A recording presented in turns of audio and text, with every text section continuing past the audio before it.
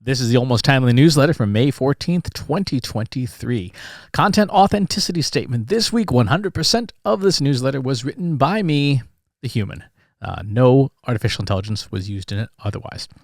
What's on my mind this week? Speaking of AI, huge surprise. This week, resistance to AI. Over the past week, I've had the chance to talk about AI, generative AI in particular, large language models, diffuser models, etc., in several different industries like healthcare, consulting, education, entertainment, and marketing. It's been a busy week.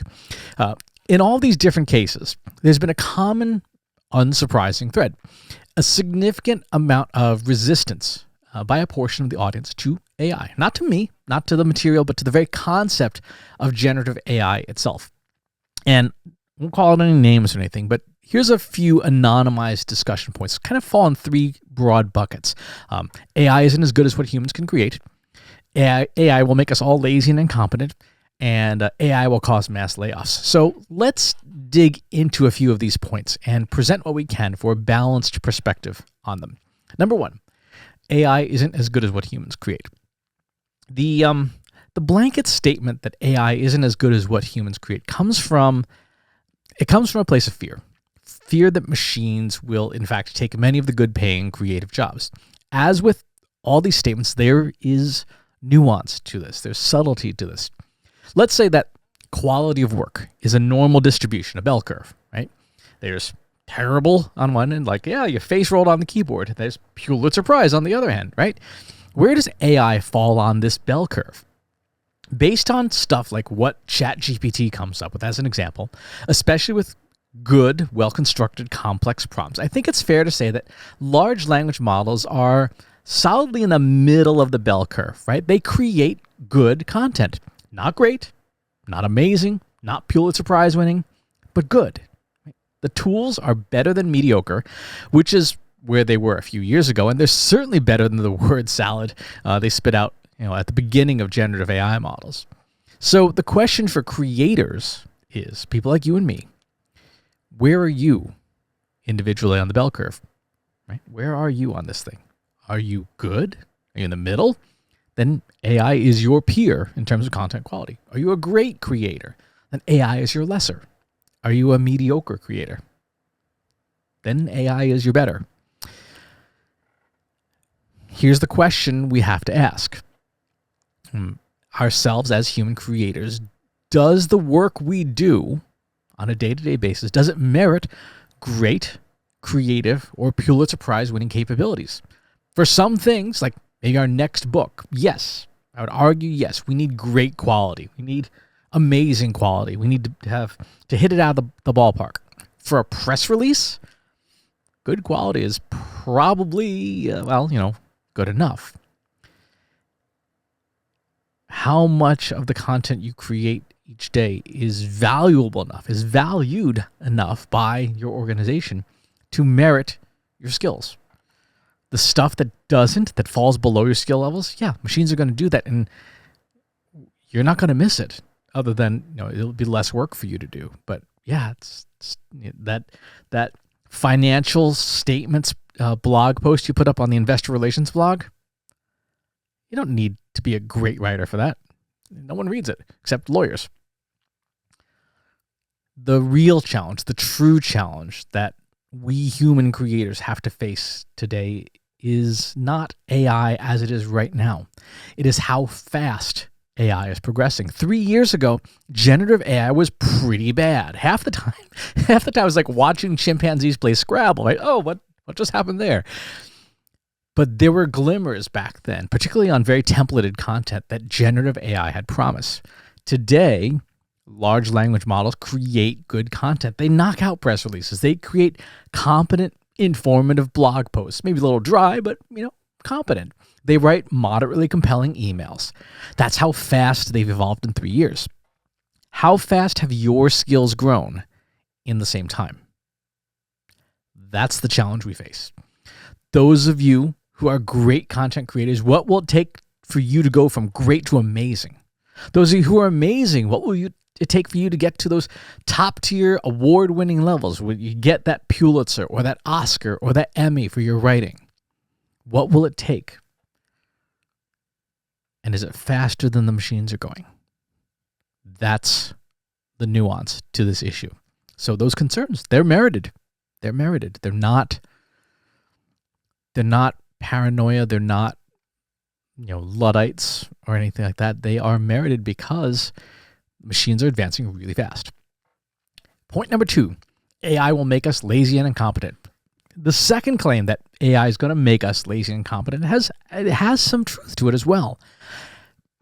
Real simple example. How many people under the age of 30 feel confident in their ability to navigate to an unknown destination using only a paper map?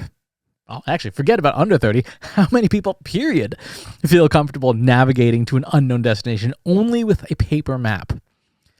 I would think it's a fairly safe guess that it's fewer than those people who feel confident in doing so with a map application on their smartphones.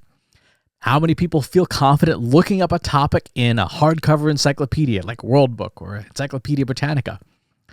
Assuming you can even get one of those other than at the local library. Again, probably fewer people than those who feel confident Googling something. There is absolutely no question that technology has changed how we think, how we work, how we get things done. We have, without reasonable doubt, we've lost some skills along the way. We've replaced map reading with map application navigation. We've replaced memorizing friends' phone numbers with contact files on our smartphones. But in doing so, we've freed up good chunks of our cognitive capacity to do other stuff. People, and actually all life, will always default to doing things as easily as possible with as little effort as possible. This is nature, right? Natural selection favors those who can conserve resources over those who expend them fruitlessly. Anything we do to make things better, faster, or cheaper, we do those things. The role of AI in that scenario should be obvious. We will use it to do less and to defer more to machines. This is not new. This is a tale as old as time, right? We invented stone tools so we could stop using our hands to dig in the dirt, right? We created machines to do heavy labor like combines so we don't have to, right? You need one farmer with a massive combine instead of 500 people picking grain by hand. In the same way that machines alleviated much of our strain during the Industrial Revolution, AI is going to do the same in the intelligence revolution. That is where we are today. We are in the intelligence revolution. And just as those revolutions in the past allowed us to benefit more broadly, that will happen in the present.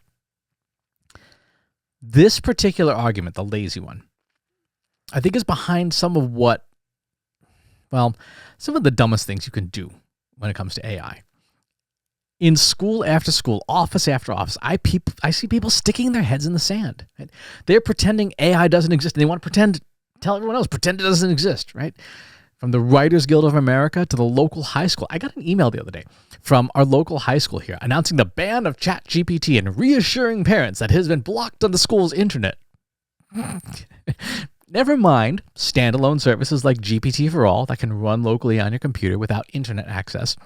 Clearly, the folks who wrote this have no idea how smartphones work. Yeah, they're still figuring that out. Prohibiting some people from using AI and permitting others to use it only creates more fractures and divisions in society. If we want an equitable, fair society, we need to make sure everyone has equal access to the same powerful tools and equal access for how to use them well. If we want a more just and moral society, we need to ensure people learn morals and justice alongside the tools, not forbidding the use of the tools, then wondering, hey, why is human nature leading people to misuse the tools they stumbled upon and got no guidance at all? Right? These tools have no morals. These tools have no ethics. These are just tools. They're chainsaws. Right?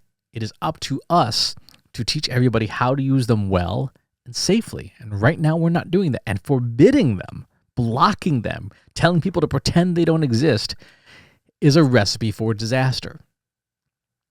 Okay, point number 3. AI will cause mass layoffs. Will it all be smooth sailing here? No, of course not. More and more labor economists partnering with AI thought leaders are estimating that artificial intelligence will consume 30% or so of current jobs. I think that's on the low side, probably.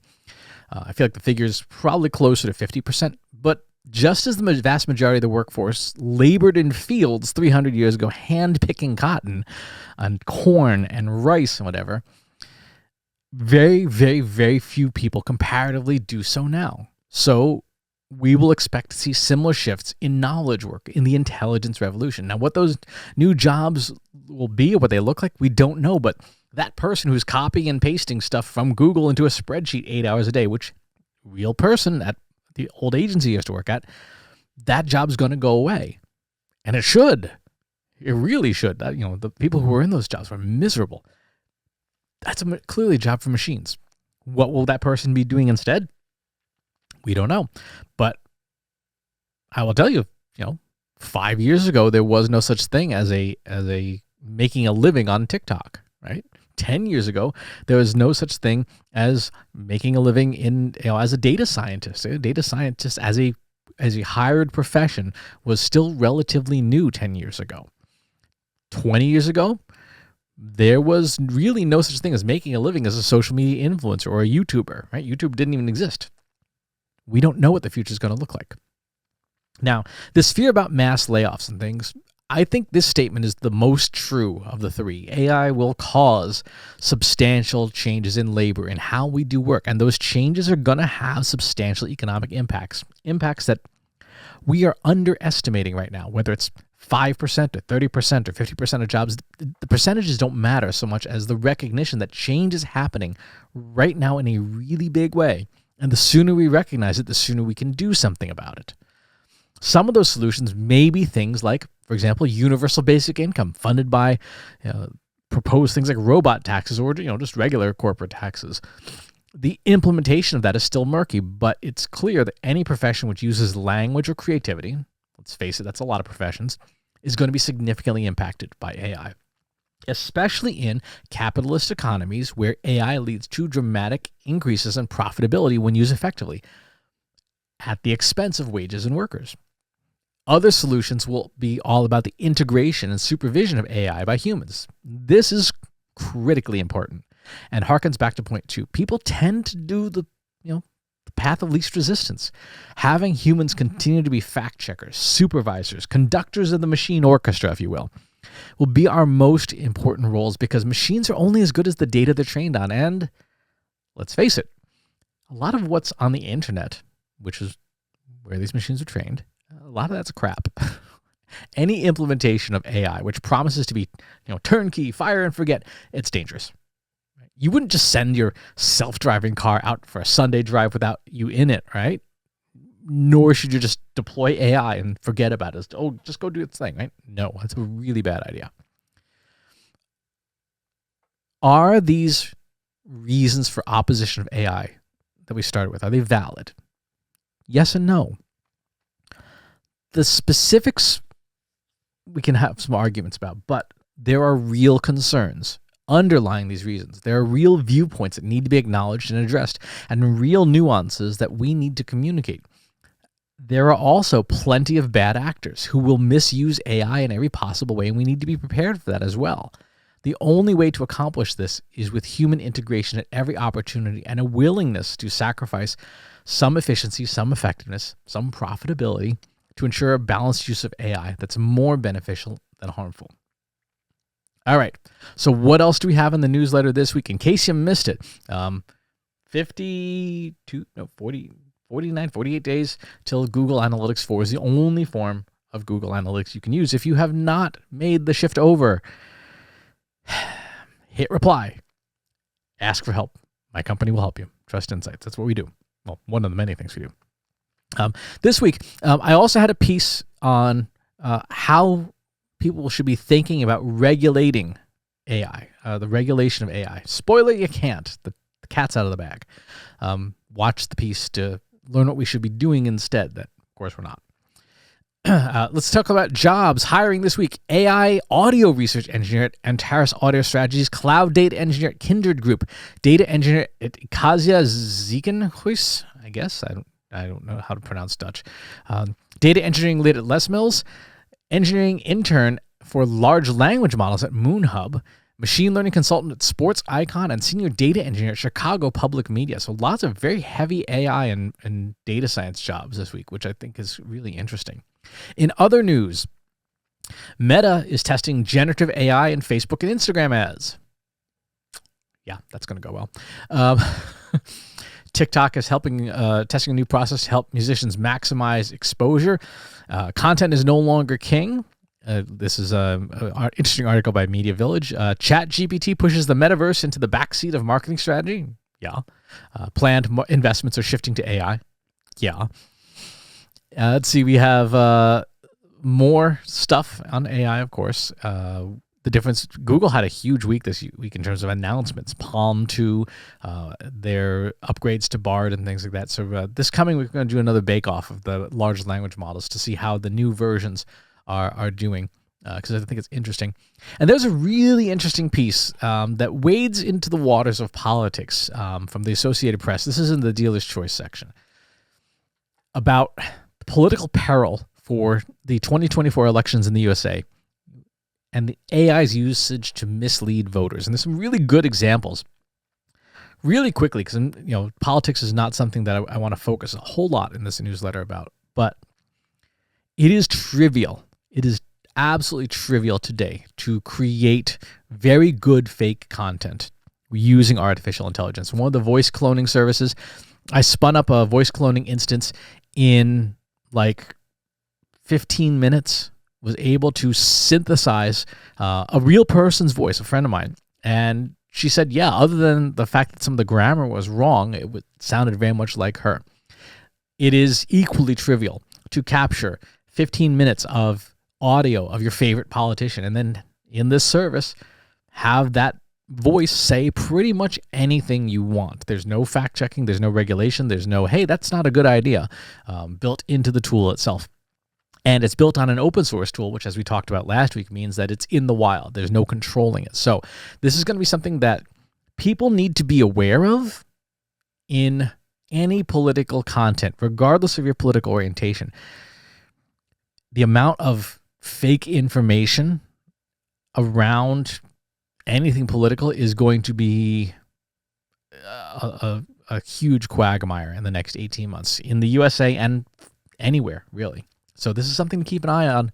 And if there's anything that regulators could do, they should absolutely be pushing to make sure that any AI-generated content is prominently labeled as such. And we're probably not going to do that. But it's worth talking to and communicating with your elected officials, no matter where you live, to introduce legislation in general, but especially political content, to say that you must disclose that content was AI generated. And if you don't, there are ridiculous fines, $1 million, $10 million for failing to disclose the use of artificial intelligence in political content in particular. That's the only way to do this. And it needs to extend to service providers. If you are intentionally sharing fake information that is provably fake, that is demonstrably falsified because it was created by artificial intelligence, which there are ways to do that, that should absolutely be something that goes into effect in law, and that a content provider like a Facebook can be held accountable for. That's the only way you're going to put this fire out. Again, you can't regulate the tools. You absolutely can regulate the outcomes. All right, and finally, upcoming events. Next week, I'll be at B2B Ignite in Chicago, then MACON in Cleveland, ISBM in Chicago, Content Marketing World, and Marketing Profs B2B Forum. Unsurprisingly, talking about AI. However, I will say this. I have started adding expiration dates to my content, to my talk on AI. It's about a 3-week window because things change so fast now that if you watched a talk from me 2 months ago on AI, it's probably really out of date. Like fundamentally, big chunks of it out of date. I was actually, fun aside, starting to write a new book, write the 4th edition of AI for Marketers. I got to chapter 3, and as I was writing chapter 3, it was out of date. I'm like, I was editing this yesterday, and now it's out of date. So that's how fast the field is moving. So I just gave up on that for now. Wait till things settle down a little bit. Anyway, that is the news for this week. Thank you for your attention. Thank you for being here. I'll talk to you soon. Take care. If you like this video, go ahead and hit that subscribe button.